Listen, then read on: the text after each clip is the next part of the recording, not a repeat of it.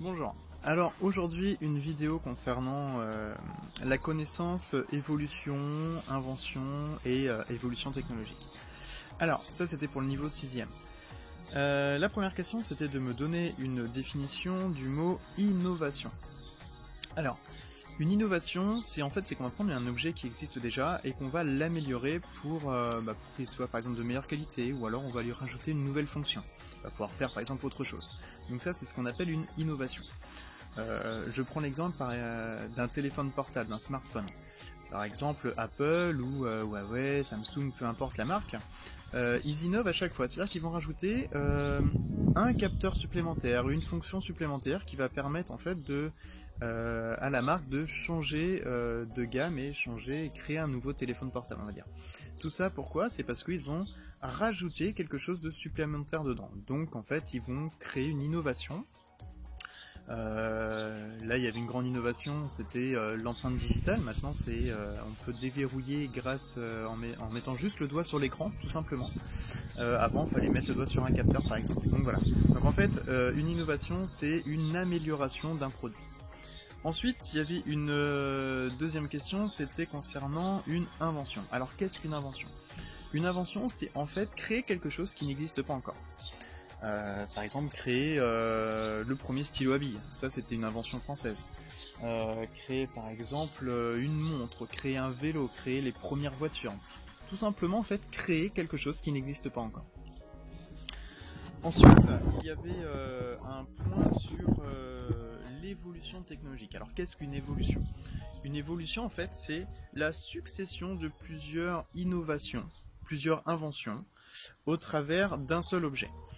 Par exemple, si je prends le premier vélo par exemple, pour vous les moyens de transport. Alors le premier vélo, il n'était pas du tout, il n'avait pas du tout la même tête que celui que vous avez actuellement. On part à l'origine d'une draisienne, d'un baron allemand, que je vais pas citer son nom parce que sinon je vais l'écorcher, je suis tellement pas doué en allemand. Mais on va dire en tout cas c'est un baron allemand qui a inventé la draisienne. Et de ce fait, en fait, on est parti de la draisienne et on a rajouté des petites choses, on a rajouté des inventions. Ces inventions que l'on a rajoutées, on les a améliorées, donc c'est devenu des innovations pour arriver aujourd'hui à un vélo que l'on a actuellement. Alors faire la description, ça c'était la dernière question, de l'évolution d'un moyen de transport.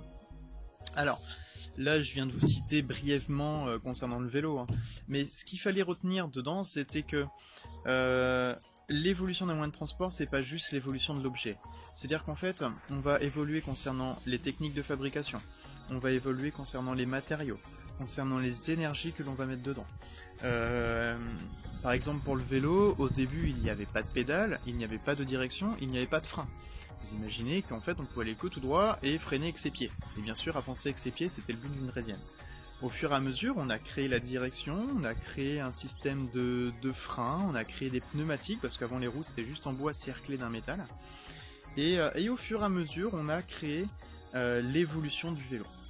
Voilà, donc l'évolution, je reprends, ce qu'il faut retenir c'est que c'est pas juste on améliore un produit, c'est qu'on va améliorer les techniques de fabrication, on va améliorer les énergies, on va améliorer le confort, on va améliorer l'autonomie s'il y a de l'énergie embarquée à l'intérieur. Et au fur et à mesure, on va avoir un objet final évolué. Voilà, j'espère que vous avez bien compris concernant la partie innovation, invention et évolution. Merci, à une prochaine vidéo.